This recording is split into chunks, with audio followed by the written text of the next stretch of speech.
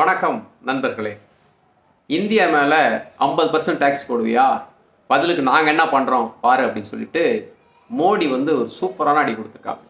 என்னன்னா, இந்தியா வந்து அமெரிக்காவோட போயிங் விமானம் ரோந்துக்காக ஒரு 6 விமானம் ஆர்டர் கொடுத்துருந்தாங்க. கிட்டத்தட்ட 31,000 கோடி. அதை வந்து கேன்சல் பண்ணியிருக்கிறாங்க. இப்போதைக்கு நிப்பாட்டி வைங்க, நாங்கள் மெதுவாக வாங்கிக்கிறோன்னு சொல்லிட்டு. அதாவது இந்தியா மேலே நீ 50% வரி போட்ட உடனே பயந்துக்கிட்டு நீ சொல்கிறதெல்லாம் கேட்பாங்க. ரஷ்யாவில் கச்சா எண்ணெய் வாங்க மாட்டாங்க. அதே மாதிரி நீ சொல்கிற நான்வெஜ் பாலை இந்தியாவில் அலோவ் பண்ணுவாங்க. அதே மாதிரி மரபணு மாற்றப்பட்ட விதைகளை அனுமதி கொடுப்பாங்க.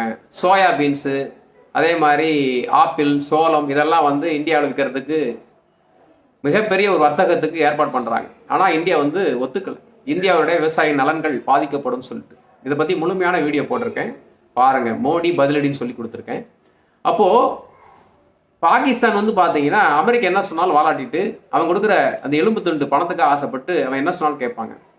நீ எவ்வளோ பெரிய நாடாக இருக்கலாம், மிகப்பெரிய பணக்கார நாடாக இருக்கலாம், ஆயுதங்கள் நிறைய வச்சுருக்கலாம், ஆனால் இந்தியா வந்து பயப்படாதுன்னு சொல்லி மோடி இன்னொரு முறை நிரூபிச்சிருக்கிறார். அதாவது பார்த்தீங்கன்னா B-81 அப்படின்னு சொல்லக்கூடிய பொசைடன் ரோந்து விமானம் இந்திய பெருங்கடல் பகுதியில் இந்தியாவுடைய ரோந்து பாதுகாப்புக்காக இந்தியா வாங்கிட்டு இருக்கிறாங்க.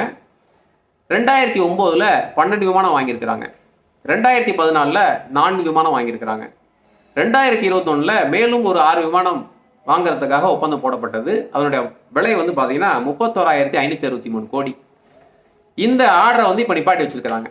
நீ ஒரு டேக்ஸ் போட்டேன்னா பதிலுக்கு நாங்களும் ஸ்டெப் எடுப்போம், நாங்கள் வந்து மற்ற ஆள் மாதிரி அமைதியாக இருக்கிற ஆள் கிடையாதுன்னு சொல்லி மோடி வந்து ஒரு செம அதிரடி மூவ் எடுத்திருக்கிறாரு.